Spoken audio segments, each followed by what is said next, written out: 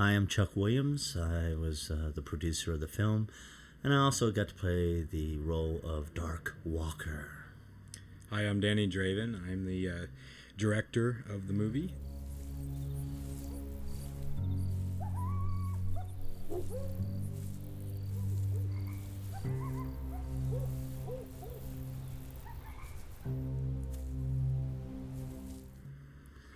What I love about this movie, we start out here with a scene. This is Ronald Dean Blackwell, the actor who we shot this movie up near Fresno in a small town called Sanger, California.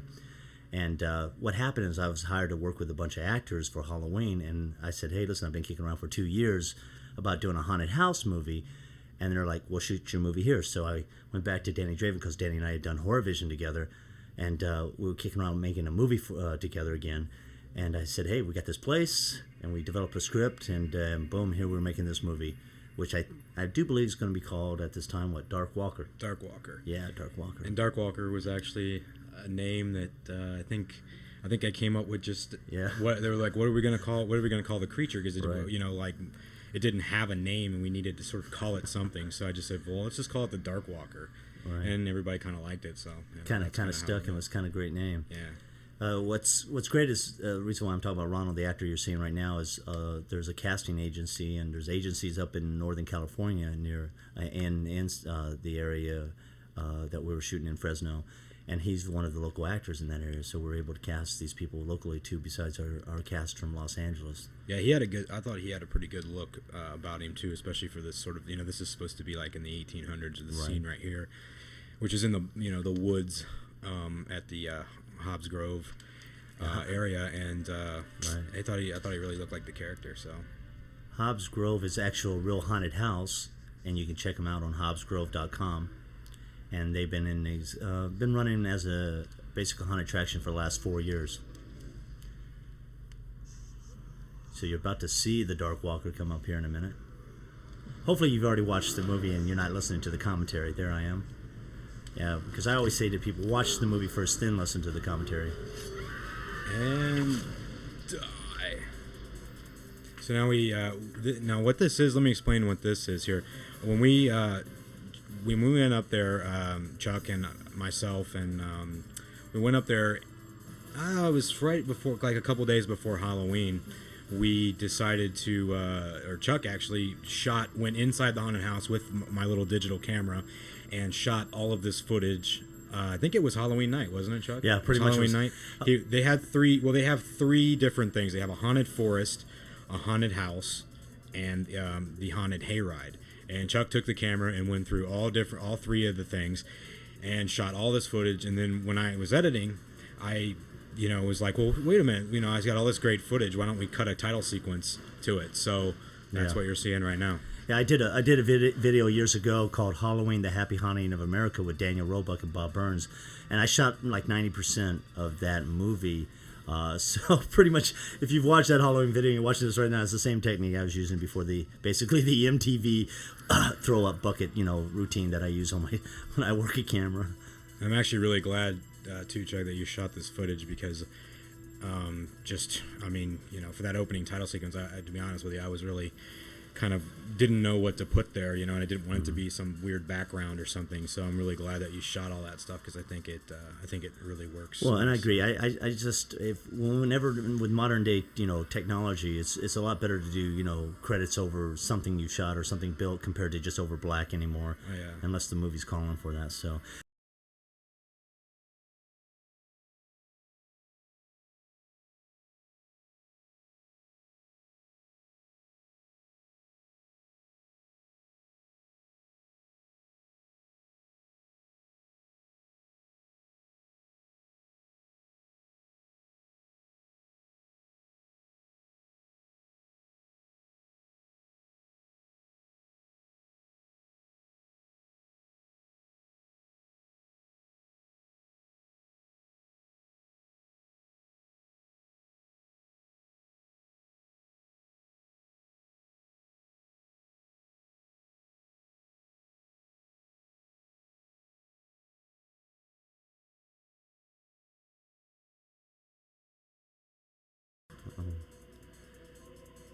Yeah, haunted houses, just so you guys know, there's 4,000 haunted attractions across America. So no one had ever come up with this idea. So it was our Scream, The Fog, and, all the different kind of movies that Danny and I grew up loving, meets a haunted house. And every person that's seen the movie so far has said, why haven't they done this before? Well, you should, what happened was, we should tell that story, Chuck, about, back in, what was it, June or something? Yeah. Chuck called me. I haven't seen him. Chuck and I did Horror Vision together, but that was like, 2 years ago. 2 years ago. And he was like, yeah, we should do something together. And I was like, yeah, okay. And then we started developing an idea, and we were originally going to do an urban horror film. And actually it was about this killer imp and all this crazy stuff. And I actually have a script for it. We have a script written and everything. And then all of a sudden Chuck had called me and said, hey, it's getting close to Halloween, and the place is completely going during Halloween and all this good stuff, and why don't we do the Halloween movie now since it's right at Halloween? And I was like, well, yeah, I guess that would make sense. So we completely turned our the ideas around and said, well, and concentrated on the Hobbs Grove, and had the guy write another script, the same guy, Dan Jacobs, who wrote the other movie for me, and great job. He wrote Hobbs Grove for us in a week? Yeah, it was about a week, and then he wrote what's really funny, and kudos to Dan Jacobs for taking the abuse, but he wrote one script for us, the first script. Now, if you were to read the first script, it was completely different than what you're seeing now. I mean, it was all about reincarnation, and there were like 6 Darkwalkers. Oh yeah, and it was completely a $3.5 million budget. Yeah, and then and story wise and character wise and all this stuff. So we had this meeting, and we completely reworked it, and Dan went back and wrote literally a completely new script, and then a couple rewrites after that until what you're seeing now, which is Now you're looking at this is James Inch, and then that's David DeWitt. David DeWitt was in a movie I did with Justine Priestley called Up Against Amanda. David, literally, we were casting for a couple weeks, and we were having a problem casting this role. And I called David, and he said, bring the script over. And the next day, he's like, I'll do the part. And 3 days later, he was on set, working as this actor. Yeah, doing a great job. That was funny because Chuck gave me Up Against Amanda, and I was like, oh, that guy would be perfect as Robert, because we were so just last minute looking for that character. So this cast that we got, we were very fortunate to get this cast. Josephine did a great job with, Kathy Barnett and Buddy Barnett and other friends of ours, and Kathy is also the associate producer on this film. We were able to cast, and Josephine was able to put together a really good cast.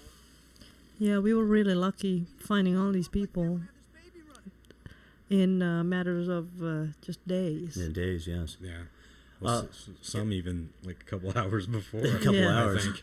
Oh no! Sometimes I remember when we were up north too. Kathy and I would be running into Fresno to meet these actors on the screen as you see right now. The caretaker is played by Ivan Glenhill, and he's also a local. Right. And I think he told me that he did a lot of Civil War reenactment and that kind of stuff. So. Oh, we just there's our dedication, our paying tribute to the Hammer films.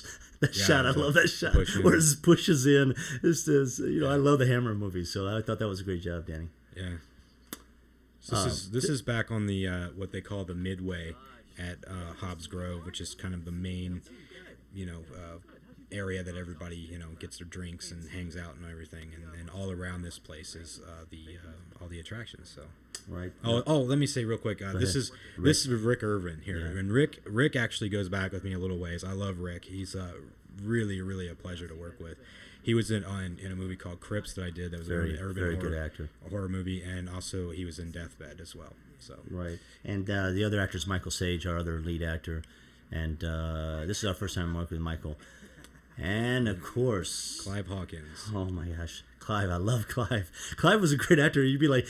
We'd say, you're wrapped. Go on home. Go back to the hotel. And he'd be like, can I stay and help? Yeah, Clive was great, too. I mean, some of the things you don't know about Clive, he would help behind the scenes too. He would like carry stuff and help us say, "You guys need any help?" And it was funny is like at the end of the movie, well, actually throughout the movie, he's actually an extra after he's already dead. I mean, he's got a hood over his face, but or a hood over his back of his head, but he's actually one of the extras in a lot of the scenes. We did as well. mention this was under $1 million budget, right? Yeah.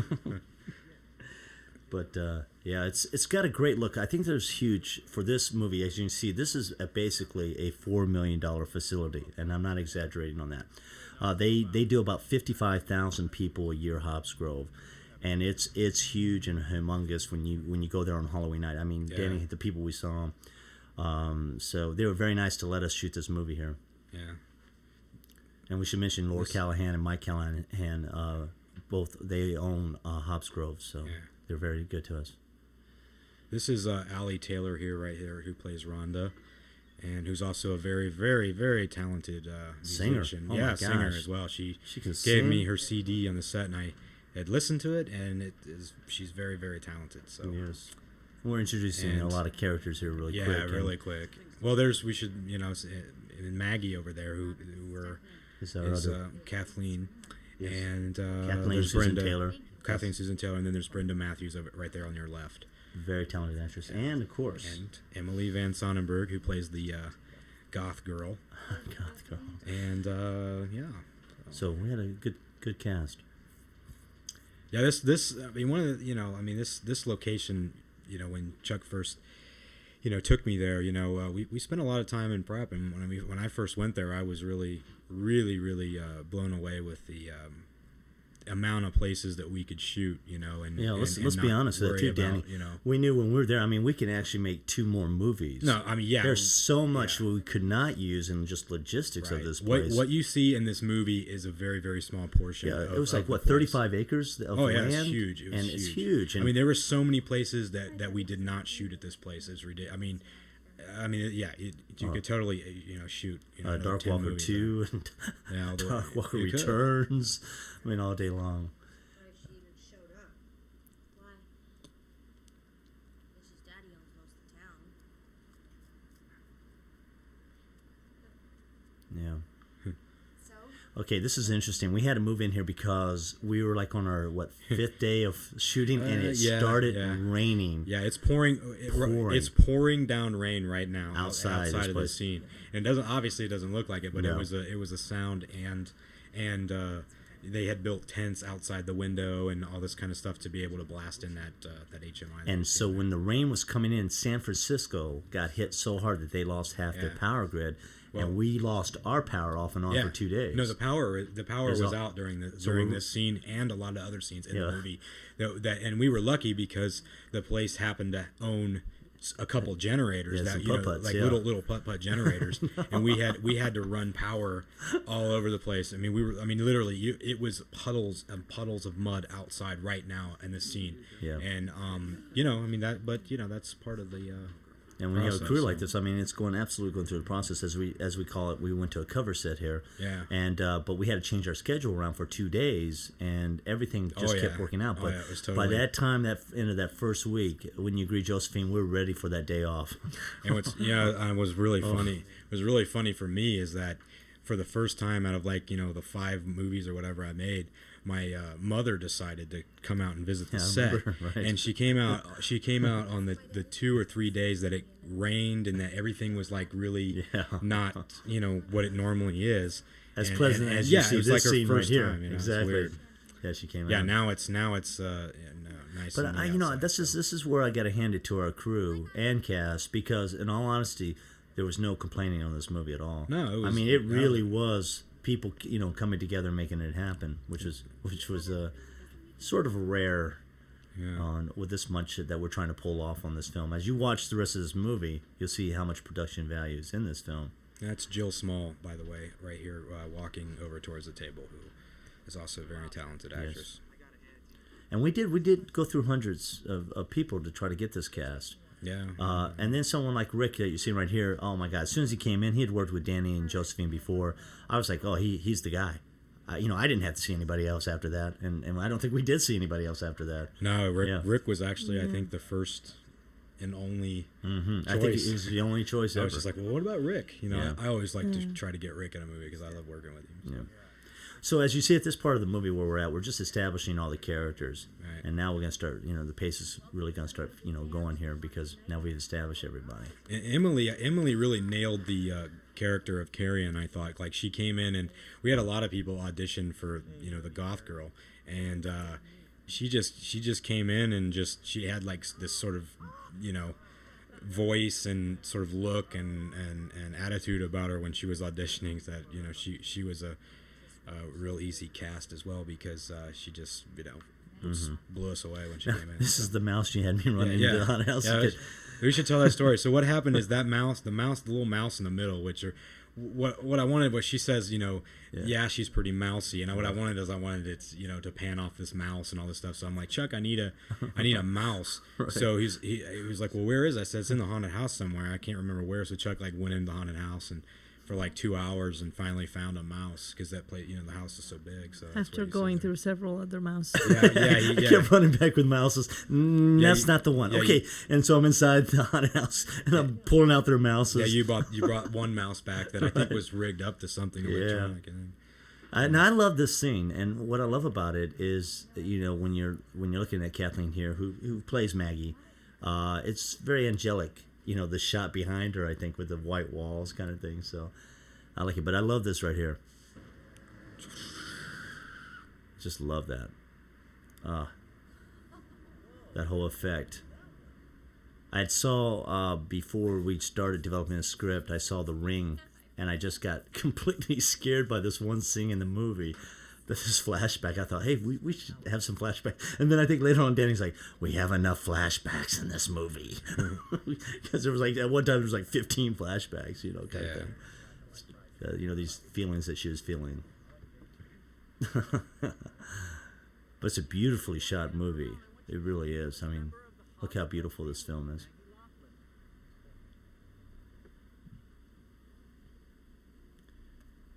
So like any movie that's shot underneath $1 million, the next day we're always running, trying to get the next item. That like those tarps you're seeing in the back, we had to put them back up. Then we had to tear them down. And like any film, you're just always running, trying to catch up. But I think we achieved that. Look at this beautiful cast that we have. Oh, I love this cast.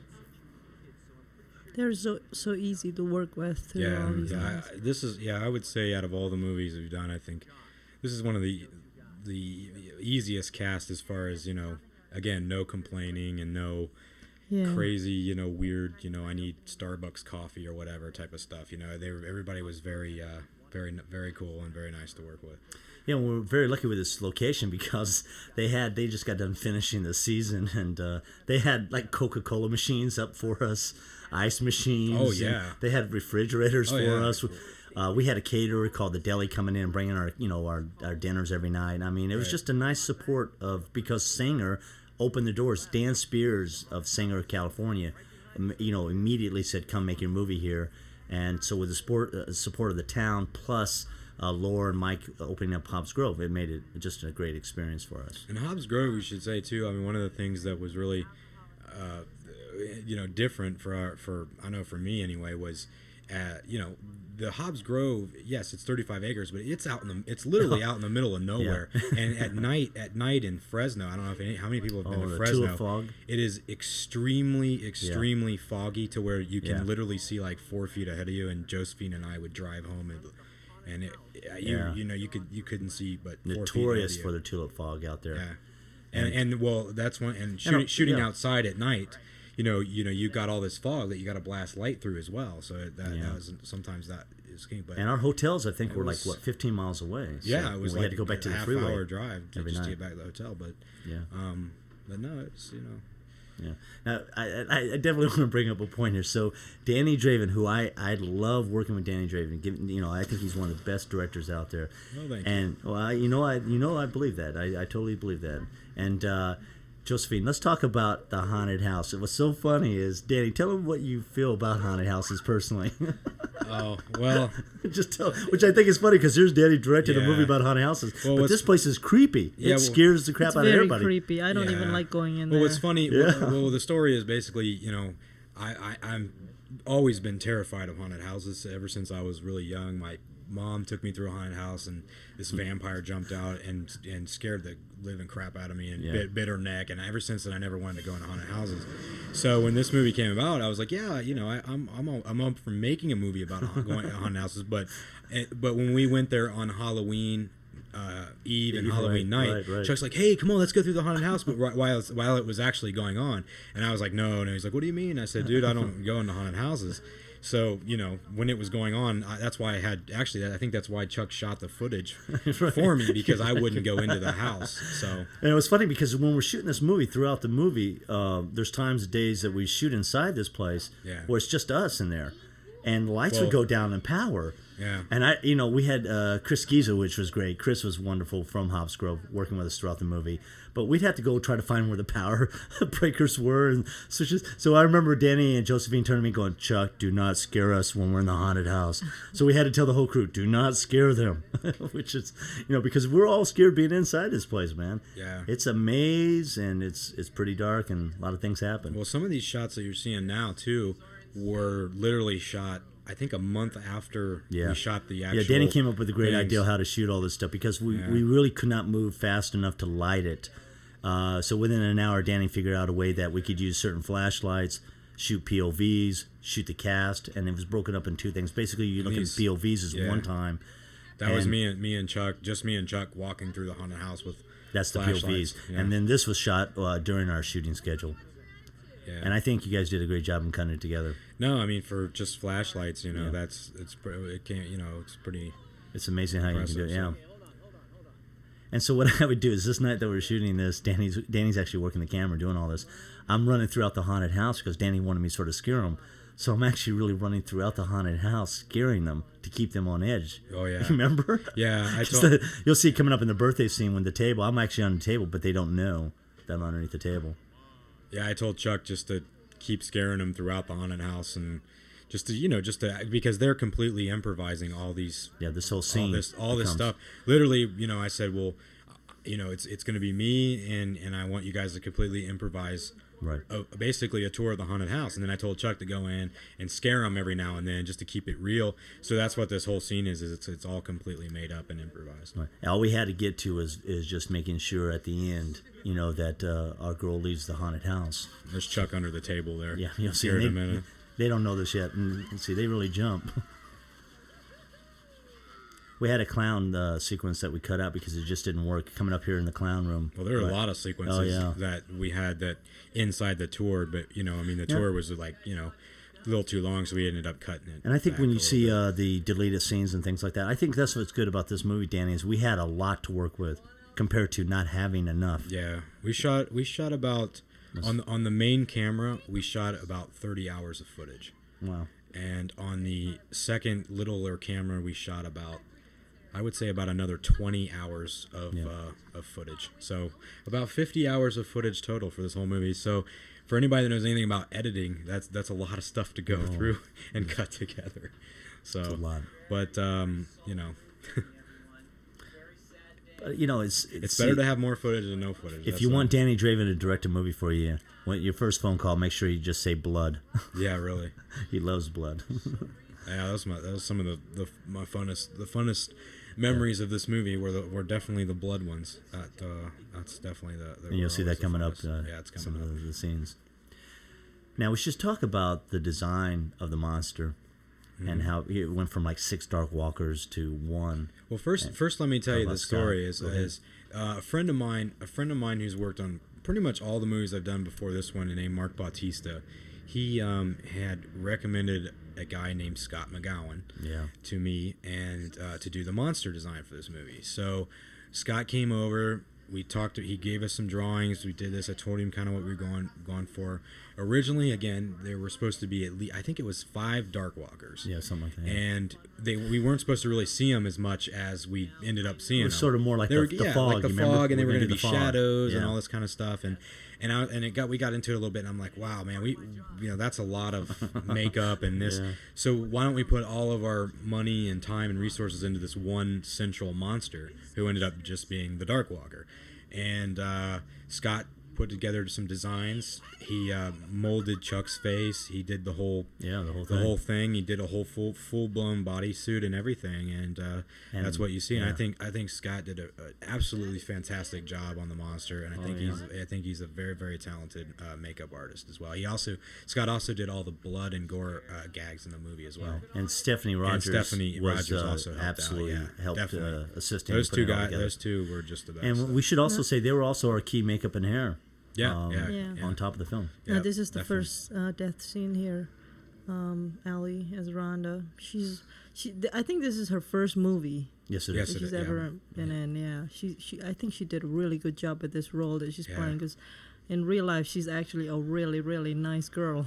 She actually we did 4 more days of shooting. This is part of that 4 days of shooting. Yeah, she came back for this shot here. Now, this was going to be shot out the bridge. Chuck. Yeah, first of all, it was going to be shot on the bridge, and it started raining on us. So we already had a backup plan because Danny and I had figured out by this time, and Josephine, we got to have backup plans. This kind of thing. What happened? If you look on the DVD, there's actually the first of her walking out of the door saying, "I hate haunted houses."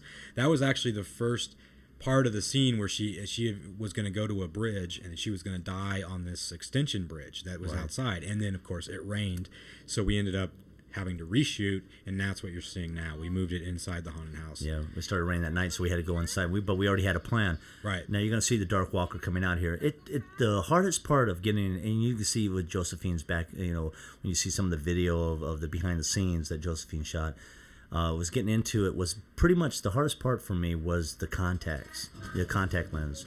Yeah. Because after like 9 days of wearing the suit, my eyes were I'd be in those contact lenses for 5-6 hours sometimes. Well, the other thing about the contacts weren't prescription either, so they were even that much harder on whoever wore it. Exactly.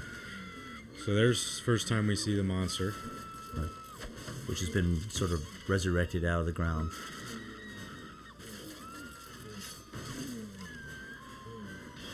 I'm loving those growls. I'm loving that. I love that shit. So we I should just love the the deer head the was deer head that was stuff. fun. So we should say something about in that scene. Actually, Allie had, Chuck jumped out, and Allie had fallen back into the chair, and she actually I thought she broke her nose. Oh, well, we thought absolutely. She ran her nose into the wood, behind really hard some stuff, and so she was in the makeup and hair room. And 20 minutes later, she was back out there finishing the scene, which was amazing. Yeah. Well, the part where she screams at the end is after she hurt her nose. She and she called us a few times, and never it was never an issue for her, which is I commend her for that. Yeah, definitely. She's very professional too. Mm-hmm. Most people wouldn't, after they hurt their nose like that, wouldn't come back 20 minutes later and finish the scene. And I'm glad, and she did, and we got it, and that was the end. So this is one of those scenes that we're shooting underneath this parking lot in the back, and you'll see a parking lot scene later on, and the light goes out after we shoot this scene. Yeah, it was just one of these big lights up in the sky kind of thing for us. No, it's like the scene that's later. It's like we started to block the scene out and had everything worked out, and literally right before I was about to call action on the first take, the light went out, and we moved it to another parking lot. So. Now this is my one favorite of my scene. favorite scenes. Absolutely, yeah, definitely. We're working now, just so you guys know, we're working with a real chainsaw here. Okay. Don't recommend that, by the way. Don't recommend that at all. Don't try that at home. No. And as you're seeing the POV of the monster coming up to this trailer. Now, of course, what's great, again, at this haunted house, there's trailers like this out there in their forest. This is one of the scenes from the haunted hayride at Hobbs Grove. It was like what was the scene, Chuck? I think it was like what was it, Josephine? It was like a hillbilly. It was a hillbilly, with a mama having another baby with 3 babies in the swings kind of thing, going, "Ooh, do you see my husband?" Yeah, that's. And so the tractor would pull by, and they would come out and shoot a gun over the top of your head or something like that. I don't know. A cannon or something. But it made a great set, that's for sure. I love this song.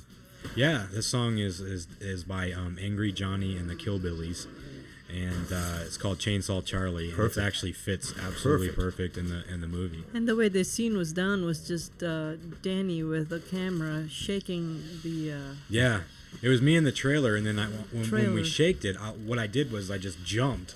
And it moved the whole trailer. Oh, that's great. The thing wasn't up there very well. Yeah. So. And here comes our tribute shot to Texas Chainsaw Massacre. Yeah. Now I'm telling you, This chainsaw's not light, and after like 15 takes. It's actually Your funny. arms must be tired. Oh, I'm telling you, the actor Jim there is doing a great job. Well, I actually screamed for him in that scene. It's actually me screaming, Oh, that's great. That's great. which I think my voice went and the out on blood. it. This is when Danny's going, more blood, more Yeah, blood, more, yeah. with a little Hudson sprayer. Yeah, more blood. That was fun. I was like, more blood. It's actually on the behind the scenes too. Now this location here is Laura and Mike Callahan's house Yeah. that they let us shoot. Which is funny because later on in the movie you'll see Grace Hobb. Grace Hobb's house is actually the opposite side of this house. It's actually the same place. Yeah. So, you never know it by looking at it, but basically behind the car is another house, which is Yeah, the one they had we like just 2 houses sitting on the lot, and we could use one that's left on the left side there, as you're seeing, as Maggie's house, and then the other side, which you'll see later. Yeah. And that's how you have to do it. Now, I love this sheriff. Tell us about the sheriff. It's funny. Originally it was scripted, if I'm right, Josephine. It was scripted to be like the Dukes of Hazzard sheriff, Yeah. right? Yeah. And this guy. And then we saw this guy Brad Potts. He came in and auditioned for us, and I think he was just perfect. We were rolling when Rolling. he was reading his part. It was just Yeah, great. He was fun. He's actually an ex-Marine. Oh, and I think a he's wrestler huge. and he wrestling and all Yeah. kinds of stuff. you'll see later He's a big on, guy. Yeah. He's a big guy. He can definitely fight. But his dialogue and, Yeah. and It's his great. delivery. he did a great job as a sheriff. Yeah. And Now the background is Chris Chris, Giza's in the background there. and he helped us a lot on this film. Yeah, Chris Giza. really did. Chris is a really, really nice guy, and and he actually helped design some of the signs, I think, Yeah, as the well, signs along and- with Louis And he would be ahead of us always the next day with he's basically our art department with Yeah. him and Louis. We'd say, Danny would come and go, I need that fence dropped, and they would drop a fence. Yeah, you should talk about Louis. Yeah, Louis actually lives at Hobbs Grove, and he basically is their guy that takes care of the whole place. And I met Louis at the first time I went out there and worked, and he's really their right hand person that takes care of Hobbs Grove all the time, and he lives at the house out there. And he helped us out an awful lot on this my movie gosh. as well. So thanks a lot, Louis. Just, Yeah, this scene's actually not too far from Hobbs Grove. It's just down the street, and I think Chuck. We drove over the bridge, and Chuck's like, "Hey, look, let's shoot down there." And I was like, "Oh, okay." So, we decided to put the body down there, and just add a little bit more production value. yeah. And it's actually, what's funny is this river is there's an old legend in Sanger or in the area that there's that Oh, there is, it's yeah. haunted. This area is supposed to be haunted. It's this. I think it was a Mexican folklore, and they said Just that a there was witch or something? Yeah, an old witch that had some kids that died in the river, and at night sometimes you'll hear her calling out Pedro, Calling out Maria, for her kids. It's really it's calling really out. creepy. Yeah, so Yeah. when they told me that, and if you see Sanger at night or Oh, my this area at gosh. night, it's all just pitch black and fog, and you hear nothing but animals and everything. And to be down there at night would be very creepy. But that was the old legend there that's I haunted. love how he wants to take a picture with the body. No, yeah, that was a That is so nice, now. yeah. So now,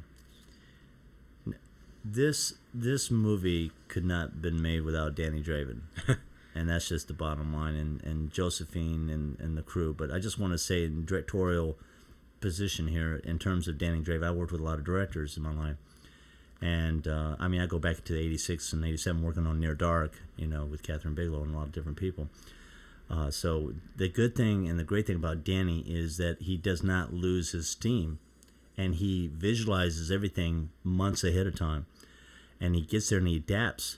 There you go, Josephine. Josephine just crossed the frame, by the She way. just crossed the frame. Well, thank you, Chuck. I appreciate it. And it's the truth, and that's what you need, especially on a film of this size. When you want every extra value and extra dollar every day working for you, Yeah. is Danny can arrive like the Marines onto a set and adapt and make it happen and bring something. Look at this scene, how it's not a wide master. It's Well, covered very well. Yeah, you want to tell them what that scene is? This is our basically we shot the exterior of the school, And then the town of Sanger let us use their convention center with these lockers to double as the school here. Yeah.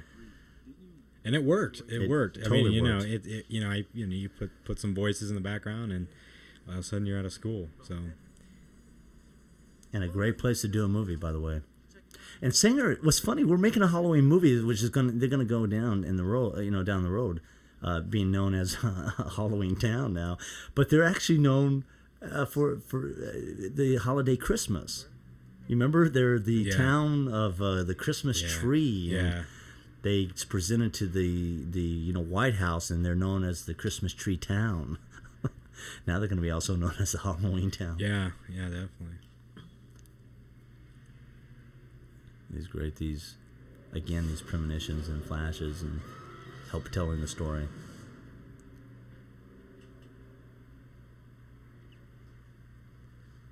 There's Laura on the left-hand side who owns Hobbs Grill. That's Laura. That's Louie, by the way. And there's Louie. Like one of the and Hot Masters, we should say, our friends Eric and Carrie own that store there. Yeah. The prop shop. This is a beautiful scene here. This is out in the haunted hayride area. You can see the tracks and stuff. And 2 days after it rained, I think, or something. Yeah, like that, right? yeah. And we had this little, four-wheeler to travel around in sometimes, and whatever those things are called, and Kawasaki's. I just love this. So we approached this scene, as you can see, with the what I like about it is when you start watching the movie, if you've already watched it, it's all about if you mess with the land, the Darkwalkers kind of come after you. So I love all this corn and the organicness of all the scarecrows here. The movie's very. I mean, that was one of the first things about it that I liked was I want it to be very organic. like the corn and the colors and all that kind of stuff. Yeah, and we're big fans. We're big fans to the movies that we grew up loving. Those kind of films that I loved Carrie. The Fog. And what we did is, because Danny and I both have done this in the past, we've done enough CGI movies. Oh my gosh, CGI this, CGI that. That's what we love, getting back into the monster suit kind of thing. So, so it's really nice that you start seeing that. So there's not very. I don't think, is there one CGI shot at all in this movie at all, Danny? No, I don't think so. No, this is all. No, there's no CGI at all. It's all real, gore effects and all that kind of stuff. Right. And I love that, because we're getting back to the old days. Yeah. Now here you're starting to see this is Hobbs Grove. Now this is Hobbs Grove. This is actually really Halloween night. This is, we went there a couple days before we started shooting, and on Halloween night, and these are all the people that were actually at the attraction when it was going on. So that's what it really looks like. We have all these little characters that walk around and all that kind of stuff, and it helps a lot, because here you see which is obviously not when it's going on. So it fits really nice. Well, like all films, we learned to cut it intermittently throughout the movie. The actual 2 or 3 pre-days that we shot the real actual haunted house with all the atmosphere of people, production value, and then we started grabbing more extras throughout the movie to make sure it's still alive, as you see, like any film. Yeah. But it was so cold. Yeah, it was really cold. Poor JoJo. Josephine had a lot of.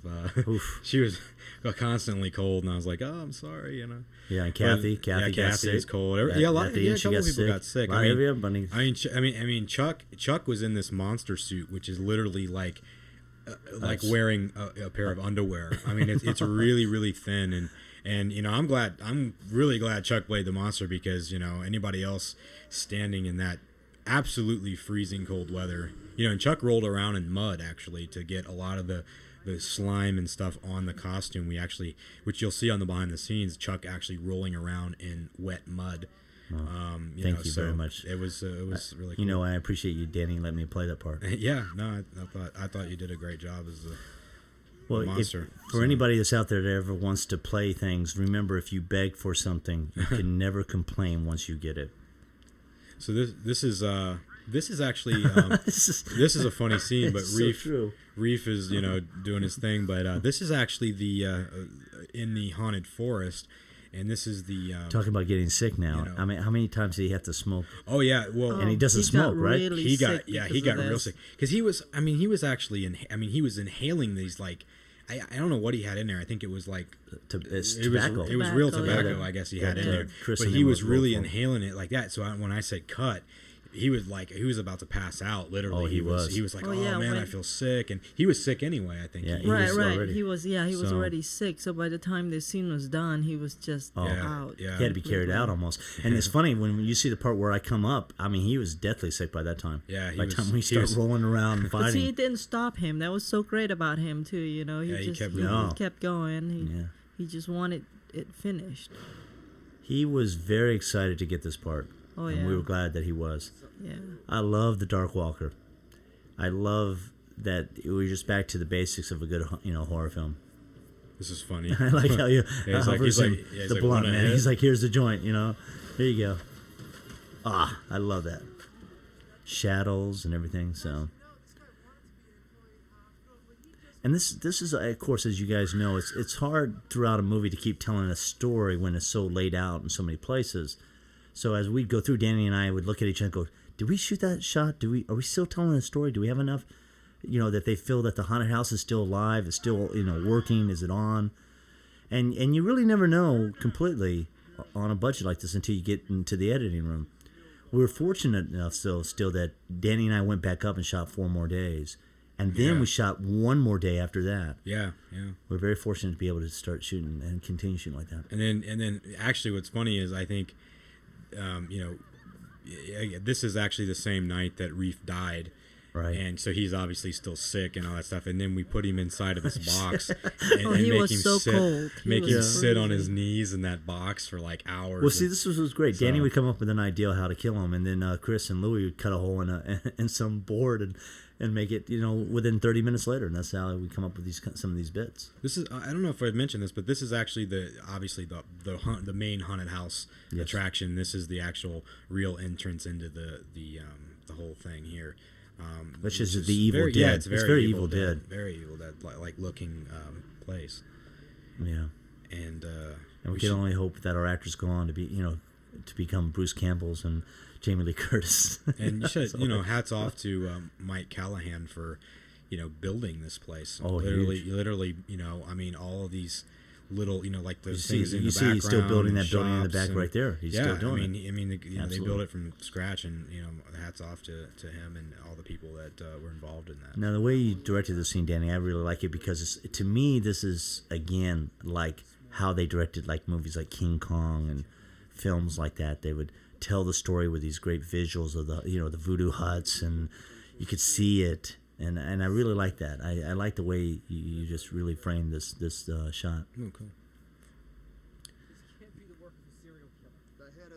The head of this boy is so different. And of course, Clive is actually in that box again through this whole scene. He's actually really sitting in there, and and this is actually, believe it or not, is the same. This is the same day we shot his death and the other stuff there, but this is actually all before he died. So this is he's you can see how long he's been sitting in that box. With blood all over him. He loves that though. Yeah, he no, it was always has funny. a big smile on his face Yeah, every time yeah. he has to send. Yeah, it was great. I think Clive was great. And Chris did a good job. Chris Giza, the deputy over there on the left, I thought he did a good job too, as the sort of quirky. He got us deputy, everything so. that we needed. Oh, he was great. Oh. Yeah, I mean, we couldn't have done some of the stuff we done without him. I mean, he made the pumpkin patch in the beginning of the movie. yes. I mean, he did all kinds of stuff for us, so it was great. And what's nice is about a film like this, they still call us all the time, and we still talk to all these people, which is nice. They're still that interested in the film and trying to help and what's going on with the progress here, which is nice. I mean, it's they're definitely not there to get rich on this movie. They're there because they love this craft. Here's the picture taken again. I grew up watching, and looking at those medical detective, kind of magazines. Now this what was scripted in the beginning was a funeral scene at a graveyard. We couldn't get permission for a graveyard that fast, so then we were going to move it to a church. Of course, our deadline was coming to wrap it up and go online with this. So what happens, we decided to use a house out in Saugus. And this is Kimberly Spiteri's house that we were able to shoot at. She's actually done movies like Spider-Man and 6 Feet Under and all that kind of things. And she was nice enough to let us use her location, which you can see is beautiful, the mountains. And Yeah, this scene was, I mean, I think we literally shot this scene within like 5 hours, the whole thing. Oh, And yeah. it was, I mean, but we didn't need now any down longer. to it was just you and I. Yeah, it was. Danny, This was at me. point. This was me. Just me and Chuck That's it. shooting this scene. That was it. I was we didn't holding have any boom. crew or anything. This And was Danny it. was working the camera. Yeah. Which makes you think, what can we do? It's a beautiful looking scene, though. I mean, it really. it's I was great. really, and all I had was, all we had Was I two think shiny was boards, two right? shiny boards. That was it. And I just, I think we picked that area. Originally, we were going to put them in the barn down there, Exactly, which you can but, see on the left, right in there in the barn, and this whole thing. But I didn't really have enough lights and all this stuff, and so we It picked makes you this think good what you area, can and- do with two people. and it worked. It worked. Yeah. And this, of course, is a month and a half after almost principal this stuff. is- We had to get yeah. this shot because we were going right into Christmas and everybody was going away for Christmas holidays. Yeah, we shot this movie. We should say when we shot. We Yeah. shot this movie on the first day of shooting was on November 4th of 2002. but the And- two prior days was and- October. Right, The and two we pre-days but, were but on yeah. Holland, Well, but the Chuck principal- and I went there on October 31st, right? 30th. 30th, yeah. And just to see the place working, and we shot literally 2 days A pre. of people, all the people working in the place, and all that kind of stuff, and title sequence and all that stuff. Right. And then Chuck and I were there for a couple days, and then on the 4th, everybody came Everybody up and else came down. we shot, and then we went back and we shot this one Right. obviously later in December before the But holidays. you know, it's and great. all It's that great kind to of shoot a stuff, movie so. before the holidays, but you got to remember your cast and crew are all going to be going somewhere by Right. January, and Right. so you got to go. Danny was trying to online this film so we could get it ready for the various presentations of next. And we were lucky that we got everybody. Oh, most it people all would worked come out. So Yeah, more shots of the place. this is an actor named Jeff Molesky who plays the character of Mark, and he's sort of their assistant and whatnot. And he came up from L.A. also to play the role. So Yeah. And I like it because in this part of the movie you add another character, and I like that, and it works for me. He had a scene earlier that we could not make it work because by the time we shot his reverse, it was dark, and by the time we were on his front, it was light, and we just ran out of time that day to shoot it, so we can never make it work with all the elements. You'll probably see in the outtakes. I think it's today's scenes that you'll see. And also, I just wanted to say too, there was a scene earlier on in the movie which we ended up cutting out of the movie for pacing reasons and whatnot. But it was a scene between Maggie and her mother, who was played by Jennifer Vanderbleek. And I just want to say hats off to her for coming out and helping us and everything. Which the deleted scene is actually on the DVD as well as an extra. But, And that's the thing, as you know, as a filmmaker, it really is a hard thing to make those decisions. But when you keep watching the movie, sometimes you have to make those sacrifices to keep a certain pace, or to tell a different story, or to try to build a different story. And the scene's a great scene. In fact, it was very hard for us to make that decision. And but you'll be able to see it on the deleted scenes. This is out in the haunted forest as well. This is sort of the vampire graveyard area that they had, and this is a pretty good scene between the two of them. The lighting is and great. The lighting. I really like the lighting. Yeah, I was real happy with the lighting on this one too. It was a fun scene to light, actually. I mean, I had thanks to Chuck, I had a couple really big lights that I normally don't get on some certain movies, and I was really lucky to have these lights to be able to blast in all this moonlight and whatnot. So At the time when Danny would be, because I couldn't be here all the time while they were shooting, I'd be in the chair getting ready to cast the Darkwalker, and you'd hear over the walkie, Chuck. yeah. How many minutes away for the Darkwalker? And I'd be in the Darkwalker suit, Right. trying to fumble with a walkie-talkie. Well, yeah, we should talk about that. I mean, literally, we're on this property, and I don't think I really ever really saw Chuck very much. I mean, I know he was Right. doing whatever he needed to be doing. Exactly. But Chuck was always in the Darkwalker outfit. Yeah, and I'd any be like, night scenes, yeah, absolutely. I was always in Yeah. any because the Darkwalker lives at night, basically. So the day scenes, they saw me a lot more, but at night, Yeah, at night it's like he was in a chair. And so I'd be in that Darkwalker suit walking around, and people would be screaming and yelling and running from me because I'd be coming up some road. Oh yeah, it was funny. Like Chuck, we had an assistant director, and his name was Joe, and Chuck jumped out of the woods in the. I mean, just think about this. You're in the middle of nowhere at night, walking down a road with nobody. You're walking on the way back, to get something to drink or whatever. And Chuck, dressed up in that outfit, jumps out out of nowhere and goes, "Rawr!" I mean, anybody, including myself, which luckily that didn't happen to me, just completely, No, it's just it scared him to death. this is the part where we went back again to over those 4 days of shooting to pick this shot up. This is a good looking scene. I was real Yeah. happy with the Yeah. lighting and whatnot in the scene. This is actually not too far from the graveyard you saw before, and I love the gate they have. They have like this cool like graveyard type of gate there in the background. Josephine on this score here, it's just great. I love the score. Thank you. This was really fun for me. It came naturally. The score just came naturally. I think it's because it's such a good-looking scene, and Yeah, it really is. I've watched this movie. I've done 35 films now, and I'm not just bragging. But I gotta tell you, I've watched this movie 15 times already. I'm just a big fan of this movie myself, so this is Stephanie's death scene coming up here. yeah. Jill Small, she's one of the actors that came in and read for us, and we immediately knew that she Yeah. was going to play the role of Stephanie because she was just perfect as that role. I love those growls. The monster growls. Way to go. I love Actually- those. Those are great. Now, this tombstone... My voice went out.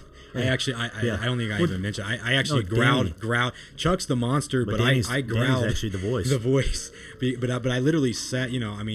I growled for all the voice, and I would match his movements and action. I'd and do all this stuff, and my voice just like completely went out for like the whole day afterwards. I mean, Well, it what was was happening is when we were shooting the scenes, as you do as all actors, if you watch the rough footage of me just going, rah, rah, rah, and Danny, we knew we had to do something, Right. and Danny, you did a great job with that. So Danny's the voice of the Darkwalker. Yeah, the voice of the Darkwalker. He's the voice. as well as some other people. Exactly. But I just really love what this movie how it's come together. And now this is the scene, as you can see, that we had to move. We only had an hour to shoot this scene because the other light at the other parking lot went out. Yeah, that was really It inconvenient. totally went out. So we had to come over to this place, and as we're coming up the road, I'm going, Danny, I see a light on the other parking lot, and Danny runs over there and meets me, and we're like, okay, so we get everybody to come over to this parking lot, Yeah. and we shoot this scene in about an hour. We had it all worked out in the other one. It was Yeah. like a completely different blocking, and then just boom, the light goes out, and we're like, oh, great. Right. Again, I will say, if you hire a director, you better be able to know that he can make this kind of moves. No, absolutely. Because it's not like, you don't go into a scene like, this and you got to be able to, think on your feet. You don't say, Yeah. oh, well, my shot list says that I need this. You just got to be able to look, this happened. We move over here. Right. You got to know what you need to finish it. And I think that's it what we do. works This out is for a the fun- better though because No, yeah, definitely. look at how this scene is, with the blackness, as Yeah. a background. I think it's great. Yeah. I do too. I think so. I think it's funny when they they were doing some faces in that car that we won't even show you, but that was a pretty. Oh, fun. some of the faces Yeah, that they were doing. I was like, okay. There's our great share. Behind this wall is where we stored all of our equipment every night, which that also helps you in a production like this, because if you have to wrap it up every time and take it somewhere, it just takes too much time. Mm-hmm. So they allowed us to store all of our equipment, and it was quite convenient for that kind of. Now, this scene is supposed to be during the day, but we shot it at night actually. Yeah, this is Yeah. this is a night out, completely night outside right now. Yeah. And which is really amazing because it looks, you'd never know it. No, you but, never know.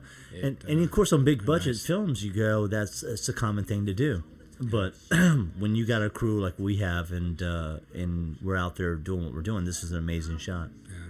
Well, I should, also, as far as the costume design of the movie, I wish hats off to Danielle Bray for pulling together these The sheriff's the outfits sheriff and- outfit yeah. and all the stars. She actually had the singer, patches Patches made made. and everything. So Right. I thought she did a really good job in this movie. She so. did. But this, and on the floor there is the local dog named Ginger. You can see her down there on the floor, who's actually in quite a few shots in the movie. You'll always see her kind of, like sitting in the bottom. She's in the beginning, and you'll see her later on. And then she has her friend, the German Shepherd dog named Mary Jane, is also in the movie in different spots. So keep an eye out for that. Josephine They loves both belong dogs. to Louis. Yeah. They're who's Louis, the real caretaker, the real of caretakers. Right. Hobbs Grove. Every day when Josephine would get on set, you would get and go greet the dogs and take care of them. Now this We love the dog. this is a funny story. That gravestone was already there. I mean, I think originally, the guy, we had a different name or whatever. It Right. wasn't Jeb Hobb. It was Jeb Hobb before. But not Jed. But the gravestone already said Jed, so we ended up changing it to Jed because that was already there. I mean, they already had it as part of their attraction somewhere. We're like, well, why aren't we using it? Why don't we just use it? So we ended up putting it further away, and that's what you see in the movie. So.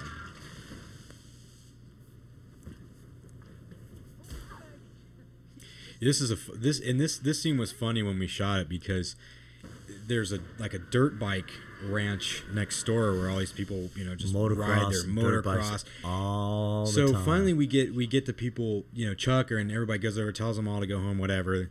It gets quiet again, and this, I don't know what it was. It wasn't a plane. It was like a homemade guy. No, it's in one like of those a- things from Mad Max. Yeah, You remember from a road Yeah, warrior? and he starts flying over the scene, and then he sees that we got cameras and everything down there, so he knows we're shooting something. So he's he just doing keeps the circling hovering. around, and we're just looking at him like, dude, go away. Please. Please go away. We're trying to shoot a movie here.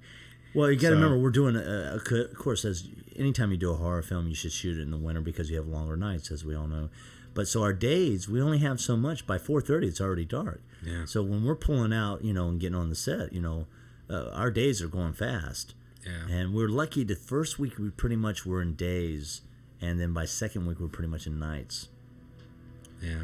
And our nights for us sometimes would go to 6 o'clock in the morning, and that's a long time. Oh yeah, it was. For our kind of shooting style. That's the walkie I'm sure that we've never found. I'm just kidding. We found it. Yeah, we definitely found it. This is actually the Vampire Shack that is also in the Haunted Forest at Hobbs Grove, and this shack was great. I mean, it had just all kinds of Well, we should props say, and stuff that were just in there ready to We go. actually and it was- scouted other locations for the caretaker shack, and then Danny was like, well, let's use the vampire. Yeah, I mean, I And was I'm like, oh, well, that's cool with me. Yeah, I would totally. Whatever makes it work. simpler and easier, I'm cool with that, man. And we'll tell you the story about some of the other things in the shack later on. Later as on we when you get see there. the movie, yeah.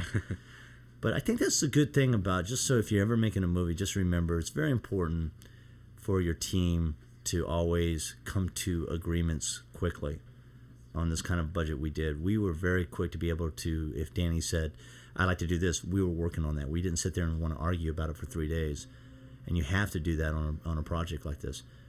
Danny goes, candles, and 3 people running getting candles, and you see candles in the background. Well, look at that. Look at that right there. I mean, that is Yeah. that's great production value, and that most of that was already just there, They'd actually and- dressed the set Right. for the haunted house. Damien and all those guys out there, Ryan and all them. And in LA, that that's a huge deal just for that huge. little thing. Here we go out, to Sanger, and it's like, just an enormous amount of areas that you could shoot in, or places that you could shoot at that are just These are perfect for Kathy's movies. drawings. We should talk about Oh, the yeah, right, drawings right. here. We, on a film like this, you're always like, what are we gonna do? And then JoJo jumped in there and did some Yeah, drawings. tell what you Josephine. did, JoJo. Yeah, I JoJo did did this, the that's little this sign, little symbol Right. here that's supposed to be like Darkwalker symbol. The Darkwalker symbol. which you actually see on the sign that says, do not take of this Yeah, earth. do not take of this earth. It's actually carved on the edge of the sign, which is I think you can see earlier in the movie. But the drawings that they did. So Quite effective. A little move there, all of a sudden he's gone. Very simple. Meanwhile, back at the Meanwhile. community center is where we shot this. Yeah, this is the same place where we did the school scene Yeah. earlier. We actually locked this location a day before we got it. Yeah. So you never stop Yeah. trying to get your locations. On This this is. kind of film. I always love to tell the little stories about stuff that happens when you're shooting. But there's this guy that kept driving this tractor in the background, and I mean, this scene is like 3-4 pages. And they, it's kind of serious. She's telling the story about the flashes and all stuff. So she'd get halfway into it, and I'd be like, "Cut," and then this guy would be driving his truck. They were building something, weren't they? Yeah, Building he'd drive houses or something in he'd the drive his background? yeah, which you can't see it there, but I mean, he just kept driving this tractor back and forth. So Yeah, hats off to the cast, exactly. for being able to go back into it. But yeah, it was funny. Yeah, well, the reason why I found this location, why I wanted to use it, inside is a basketball gymnasium, and I was like, oh, maybe we could shoot the shot in there. And then of course we found these picnic tables, and that's what Danny comes over, looks at the gymnasium, and goes, no, but I like the picnic tables and I like the school stuff, so that's where we ended up shooting these shots here. Yeah. And you can't even tell it's the same location. I love this location. This is again was great. found the day before, all in the same time. And it was a matter of calling one guy to come open it up for us. This is the Sanger Depot Museum, which is actually a historical museum with all going back to the beginnings of Sanger, which is actually perfect for the movie. Absolutely perfect for the movie. All the books on the table, are really authentic books. Really I mean, they're really old books too. They're like from the 1700s, 1800s, or whatever, and exactly. and they were nice enough to actually let us use it in the scene, which because those pages would just tear, if you touched them wrong. And a simple thing to let you know as a filmmaker, if you're listening to this as a filmmaker, is if you have your $1 million liability insurance, you can use places that the city owns. Yeah, sure. It's that simple. If you don't, you can't use them. And you can use a lot of these places for no fees. They'll let you do it because why? Because you're promoting their towns, and that's bringing economic dollars to their town. Yeah. So I mean, here we are. The guy literally shows up and opens the door, and we start shooting. I mean, it's that kind of scenario. Yeah, this was shot the day we did 3 location moves. I think. Yeah. Exactly. It was a big day. Before this, the scene that you just saw, we shot before this, which was like Exactly. up the street somewhere, and then we ended up moving to here. I mean, yeah, we literally had like And 3 then we location shot moves. the school Yeah. scene Yeah. before that. Yeah, and the school scene before that. Yeah, right. Yeah. And This was we like wrapped when the dark. That was an 8. I remember that was an 8-page day. Yeah. And on our schedule, just so you know, our first week we shot like 28 pages, and this is what an 85. Was it 89 pages? It was This one? it was about 89. Yeah. So we were trying to do this in 2 weeks, this kind of movie. So pretty much on a Sunday, our day off, Josephine and Danny and I got together at the hotel and went, okay, we shot 28 beautiful pages so far. Next week we have to do how many? Yeah, it was like 60. And so I said to Danny, Danny, you need to turn that hat around. And he turned his hat around, and he did it. It was amazing. I think we shot like 50-something pages for sure that next week. Yeah.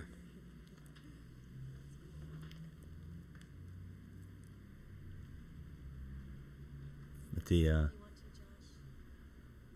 there's nothing impossible on filmmaking. That's the great thing. It's funny, all the dialogue when you envision when we go through the round table of developing the script. How we like to be animated. I'm very animated, if you don't know me, and Danny can tell you that. And Josephine, I like to stand up and go, and they walk out and they do this. They get to the museum, start doing all those crazy things.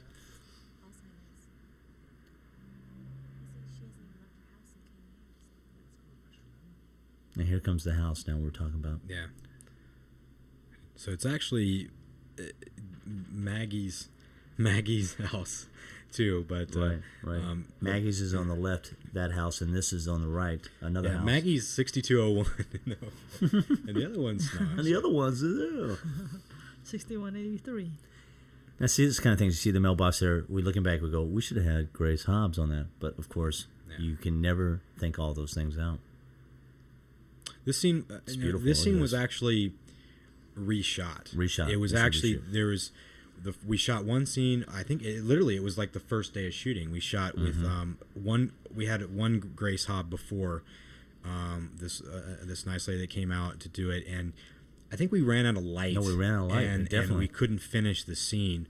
The first day of shooting, you know, no for pace, what? Yeah, absolutely. so then like I don't know. This must have been a month this is later. this is the end of. Yeah. This is the. We came back. We came back, right? And we got another Grace Hobb, and we ended up completely reshooting the scene, all together again. It was great. But what's funny, is the voice from the first Grace Hobb when she says, "Those who defile the land must die," is actually from the first Grace Hobb, in the scene, and then the second one here. And I don't think they'll ever know that. No, nobody will never unless know. anybody calls Grace. Well, that's the whole point. That's what's great about it. Yeah, that's the whole point of a commentary track. So you can exactly. So you can learn these things. Yeah. How you could take the voice of the first one, exactly, and use the visual of the second.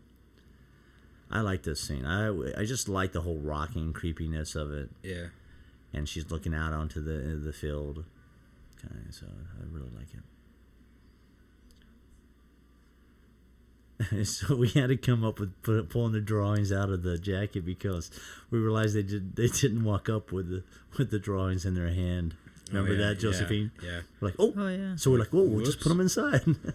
That worked out great. Those twins. I love the twins. Yeah, it's kind of like the little shining the twins. shining twins. They're very creepy. Yeah. When we're shooting them, very creepy as you see those girls in the flashback. And there was the voice that Danny was talking about. Yeah. Those who defile the land. Those who defile the land will die. I love this sign. I really. Oh, dude. I mean, when I saw that sign, I'm like, wow, that they did a great job. They created that sign for us. That sign was not there before. Now they're using it, but they made that sign for the movie. And a couple of the things that in the scene, you got some of the extras in the background, and some of the which is our crew. Some of the Sure, crew, and as all movies. And actually, the girl on the left is in the background. There is actually Rick Urban's wife. Yeah, Yes, Angie. Angie. So she came out for the day, and I'm like, hey, you want to be in the movie? Right. So she got her in there. So yeah. Look how good they look. I really like them. Good actors. yeah, no, I love. Yeah. Very seasoned actors, these two, Brenda Brenda and and David. Robert. Very David. good. They were very professional. Brenda calls us all the time. She's really a good actress. You should hire her. She's very good. There's Carrie and Eric, who own the store, and that's their father there in the background. And Eric actually shot a lot of stills for us. Yeah, yeah. And he's actually, in the movie as an extra as well. This scene was pretty fun as well. Believe it or not, the scene was shot fairly quickly. I mean, literally, I think in like 2 hours, 2 hours or something. Yeah. It was very fast. One of my favorite lighting. Yeah, Same here. I was when I lit the scene, I just all of a sudden I was like, creaks in the door. I was like, there's like kind of all these little opportunities for light, and we should talk about this. What it's a happens great-looking is scene. Danny, when he comes out, when we were doing something, Danny would go, "What do you want to do as the monster?" So I'd choreograph for the other actor that part because he'd say, "I want him to die and I want him to do this," and Danny would choreograph that part. But we still had to get physical, and so we would walk through, like you can see walking through this scene here, and he actually hits me in the face right there. He actually clocks me once. yeah. And I'm like, okay. Oh, he's very physical, this guy. You gotta love him.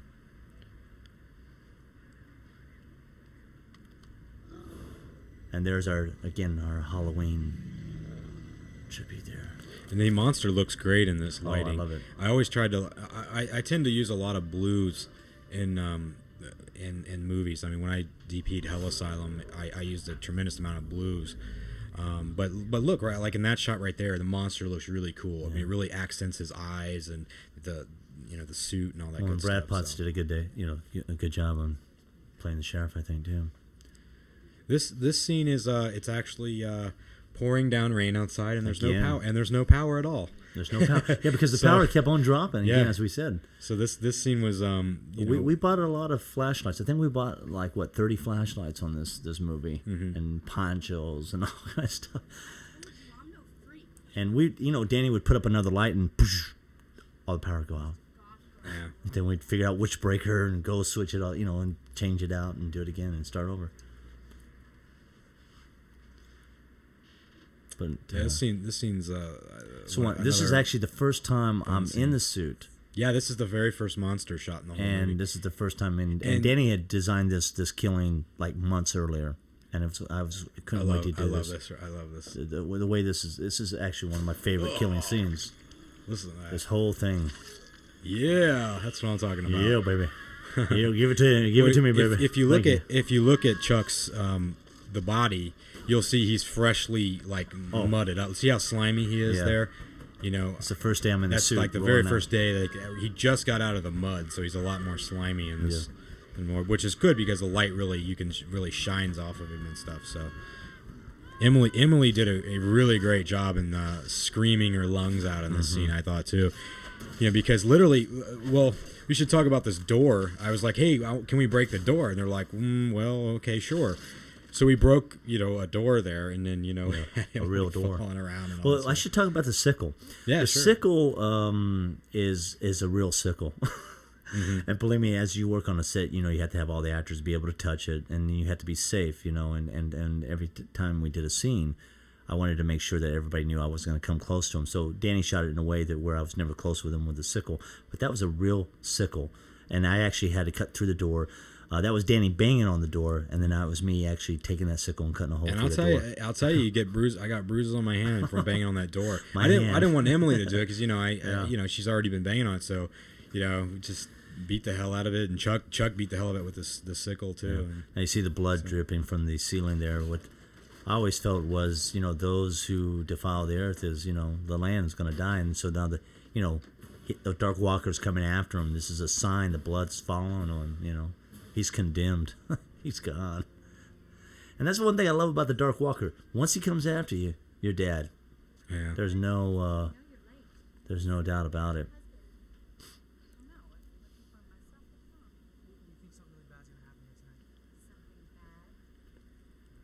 Now, with all scripts, when you get to the third act and the end of the movie, you come to the set, keep wondering, are we telling the story? What story are we telling? Are we getting it? And we'd wrestle around with that all the time, going, are we continuing telling the story? Are people actually going to feel how the Darkwalker's coming, you know, and how it's happening? And I've watched it several times, and I've had other people watch it, and they get it. So I was very happy with that.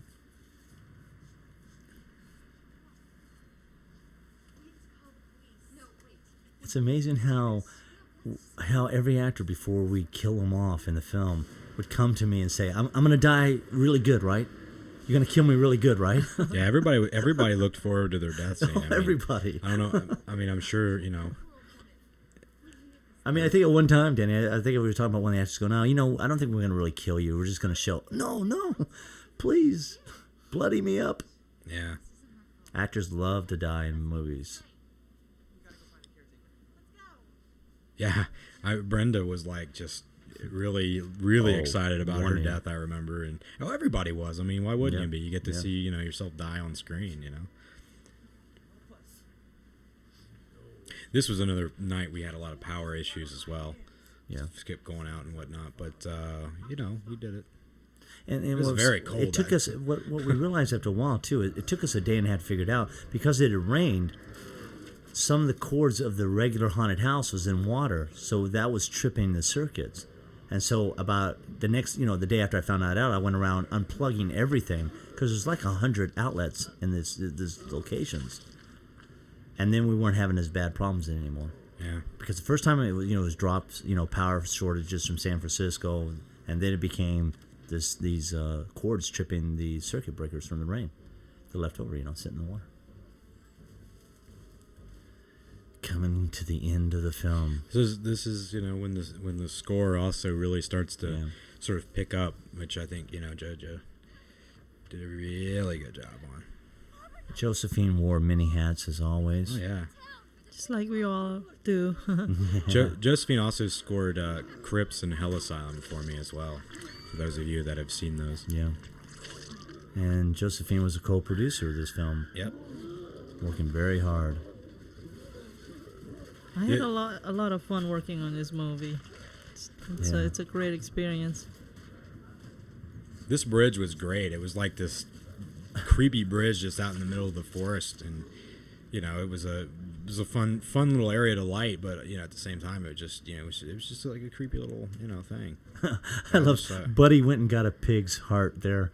I remember he went and brought it back. He goes, "Are you using the pig's heart?" I said, "Yeah, we're using it." Yeah. He bought it. He went to go up. He bought it at some market for like $2, and he's just like, "Yeah, I bought this," and we're like, "Well, we'll use it somewhere." Yeah, you used it somewhere. So yeah, Buddy and Kathy are great. I worked with them on the Low Budget Time Machine, is something I worked with them, and a Vampire Hunters Club, and they came out and worked with us on this, so it was nice to have them. That's obviously Mr. McGee, but it's actually a dummy that we ended up pulling off of the haunted house lot somewhere and putting his clothes on it. Yeah, which lends to say in the sequel, the Darkwalker's taking a lot of heads. Yeah, no, I mean he the keeps idea taking is, heads. Yeah, he takes people's heads. I mean, he rips Rhonda's head off. He likes heads. You know, so we got. I think in the second one, Dan, Yeah. we got to have a room full of heads. This scene was actually very late at night. This scene was real kind of difficult, but what's funny is during the fight scene here, well, a couple things happened.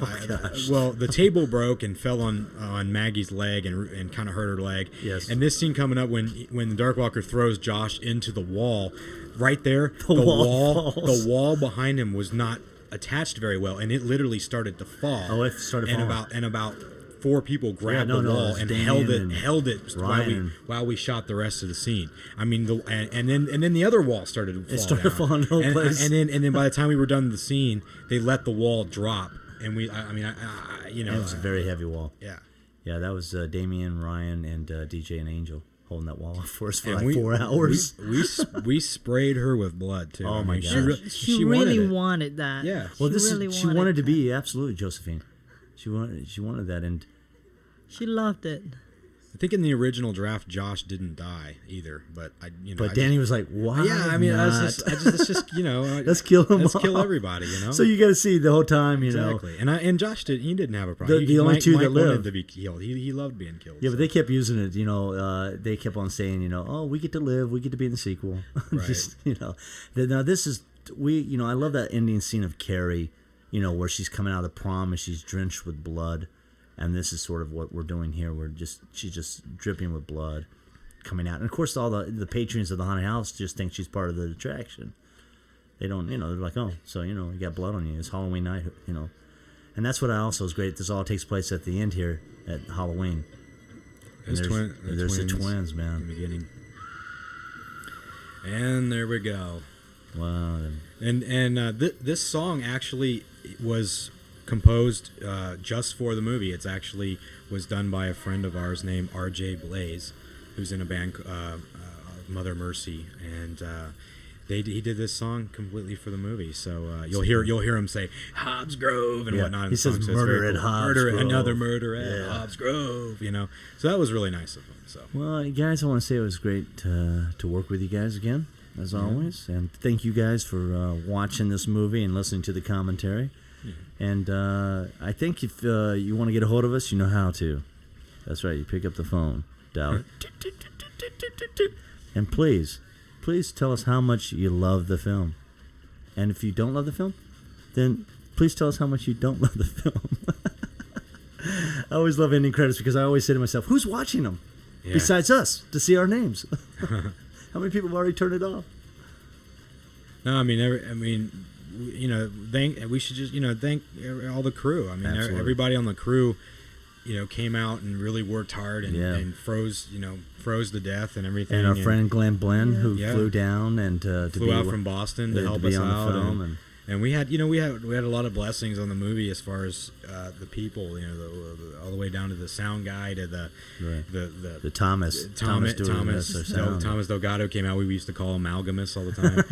And Matt, we should thank Matt. Yeah, and Matt Joe and Joe and you know, everybody on the crew, and as well as, you know, in post production as well. You know, we had you know, H.J. Picardi and Don Adams helped edit the movie, and we had a couple other people that helped us out in the post. So. And we should thank Devin and everybody else that's always been supportive of us. So, good people. Yeah, so are we gonna make Hobbs Grove 2 someday? The Darkwalker Returns. We'll never know. You gotta. I think it should be a female Darkwalker. It should be a female. Babe, Yeah, like she a be coming babe. like I should be able to meet. I'll be the female Will you? Darkwalker. And I can like meet you late.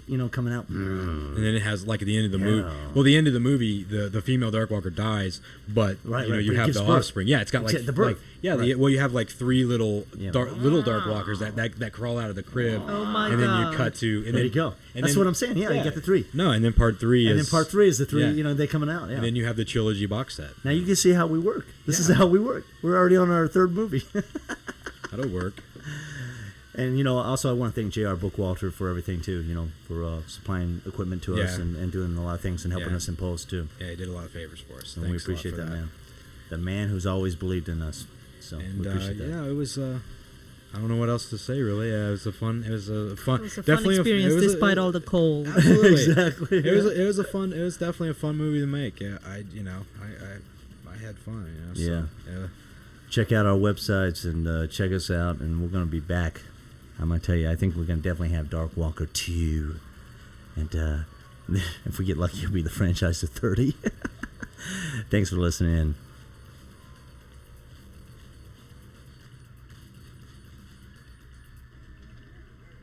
I love that, don't you? I love that. The chainsaw coming in. Well, that's it, everybody, and hope you enjoyed the movie, the commentary, and all. And make sure you check out all the DVD extras as well. Yes. And the extra features, and there's plenty of stuff on the DVD for you to watch as well. So, until next time, Yes. see you later. Bye. Take care, and we'll see you at the movies.